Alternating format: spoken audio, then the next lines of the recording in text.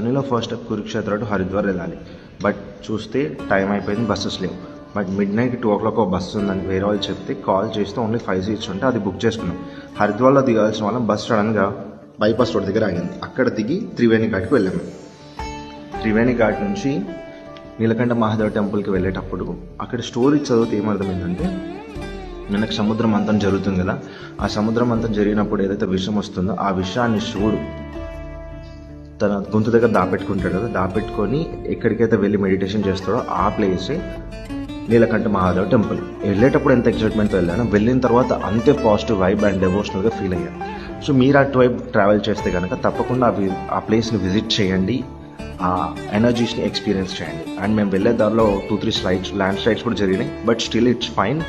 Thank you so much for my driver and Har Har Mahadev Shambho.